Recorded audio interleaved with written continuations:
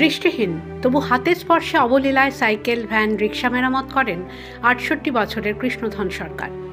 আসলে জীবনযুদ্ধ যে থেমে থাকার নয়, ৫ জনের পরিবার, সবার মুখে ভাত তুলে দেওয়ার দায়িত্ব যে এখনও তাকে অনেকটাই বহন করতে হয়। নদিয়ার শান্তিপুর থানার বাথানগাছির বাসিন্দা কৃষ্ণধনবাবু প্রায় ৫০ বছর আগে ছোট্ট একটি সাইকেল মেরামতির দোকান দিয়ে কর্মজীবনের শুরু। তখন দু চোখ ঠিকঠাকই ছিল, কিন্তু প্রায় ১৫ বছর আগে চোখের সমস্যা বাড়তে থাকে। চিকিৎসা করিয়েও কোনো উন্নতি হয়নি। শেষ পর্যন্ত আঁধার নেমে আসে জীবনে।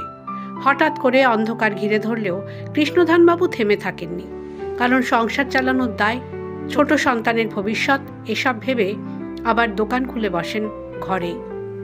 চোখের আলো না থাকলেও হাতের স্পর্শেই বুঝে যান সাইকেল, ভ্যান, রিক্সার রোগ। না, একদমই দেখতে পান না। কি করে সম্ভব? কি করে কাজ করেন আপনি? কি করে কাজ করেন?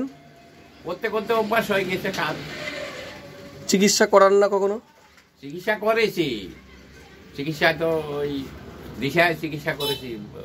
ওখানে বলছে তোমার শিরা শুকিয়ে গেছে, হবে না। এই রোগটা কতদিন ধরে আপনার? আপনার এই চোখের সমস্যাটা, এটা কি ছোটবেলা থেকেই? ছোটবেলা থেকে এমনি ডাক্তারকে দেখেছি, বলছে আর কি যে একটা চোখের নার মানে মায়ের পেটের থেকে ডিস্টার্ব হয়েছে। তো এক ডাক্তার বলেছে আপনি কোনো নিশা ফিসা করবেন না, তাহলে এই চোখের যেই দৃষ্টি দেখতে পাচ্ছেন এখন সেটাও থাকবে না যদি নিশা করেন। কত বছর বয়স থেকে এই সমস্যাটা বেশি দেখা যাচ্ছে আপনার? আমার ওই 40 বছর থেকে বেশি দেখা দিয়েছে, 40-45 এরকম। তখন থেকে কি আপনি দু চোখে দেখতে পান না? তখন 2 চোখে দেখতে পেতাম।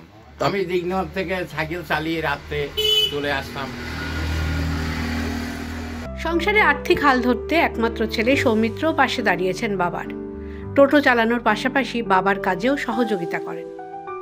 এটা হচ্ছে উনি খুব অল্প বয়স থেকে কাজ করতেন, ঠিক আছে, সেই হিসাবে ওনার একটা সাইকেলের উপর একটা আন্দাজ হয়ে গেছে এবং নিজের পুরো সাইকেলটা খুলে আবার নিজেই ওটাকে আবার ঠিক করতে পারে। এটা একটা বলবো একটা ঈশ্বরের দান, এটা যে উনি এইভাবে করতে পারছে। সবাই তো সব কিছু পারে না। আমরা চোখ বন্ধ করে কোনো একটা কাজ করতে গেলে প্রচুর অসুবিধা হয়, কিন্তু উনি আজ 12 বছর ধরে চোখে না দেখেও সমস্ত কাজ আন্দাজেই নিজে নিজে করে ফেলছে। পায়খানা বাথরুম যাওয়া থেকে শুরু করে কোনো কিছু তো আমাদের ধরে নিতে হয় না, নিজে নিজে সব কিছু করতে পারে। সহযোগিতা করেন আপনি? সহযোগিতা বলতে সাইকেলের দোকানে যদি কাজের বেশি ভিড় থাকে তখন আমি নিজে আসি, নিজেও করি সঙ্গে।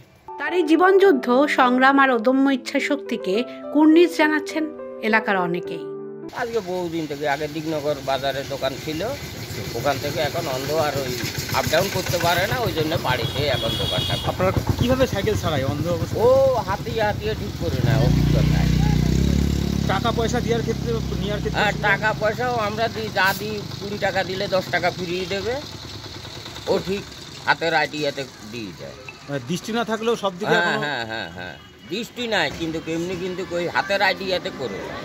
আপনার কত বছর ধরে দেখছেন ওনাকে এরকম? ও বহু বছর থেকে, আমরা ছোটবেলার থেকেই দেখছি। আগে দিঘনগর দোকান ছিল, এখন আসা যাওয়া করতে পারে না রাস্তাঘাটের জন্য।